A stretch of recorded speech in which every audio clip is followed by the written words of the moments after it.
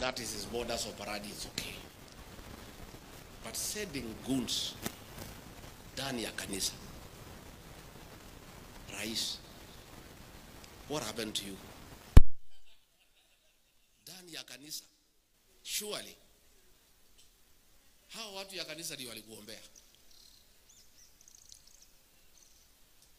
Sasa wewe umefika kiwango, ulinitumia goons Limuru kwa funeral, wakatuangaisha, tukasema ni sawa.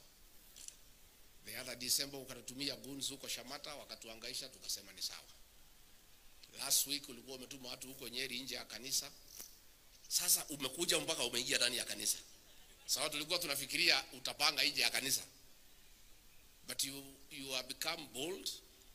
You don't care anymore that you are sending goons through the governor hapa ya Nairobi kuja kuangaisha kanisa la Kristo na kuangaisha sisi. It's okay, there is no problem. Wewe endelea kama unaona hivyo ni sawa, there is no problem. We are aware the Deputy Inspector General aliambia polisi wasikuje, but a few policemen in plain clothes walikuja wakasaidia pale, which is okay because there are some officers who are conscious that they have a constitutional obligation to protect life and property.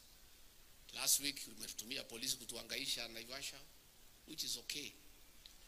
Lakini tunashangaa kwa nini? Kwa sababu wewe unatembea hapa kwetu mlimani, hakuna mtu amekuuliza. Si ametembea? Na nikaambia watu wamkaribishe. Bora walipe, si ndio? So now let us be decent people. The way umekaribishwa pale, wachana na sisi tutembee mahali tunataka. And even if you want to pursue us, don't pursue us inside the church. But of course, when we were seated here, wondering why the president would go to that length of sending goons inside a church to attack leaders, to attack Christians. But we also remember that sometimes back, kanisa ya Kiambaa, watoto walikuwa huko, walichukuliwa wakarudishwa ndani wakachomeka. So we are not surprised because hii ni tabia ambayo inaonekana it is consistent. So where Rais endelea, no problem.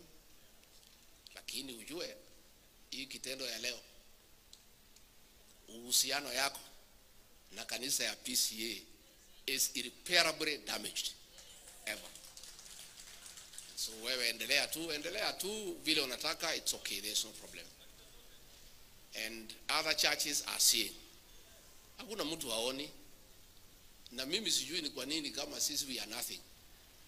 We are finished. We are nobody in this country. Why are you pursuing us?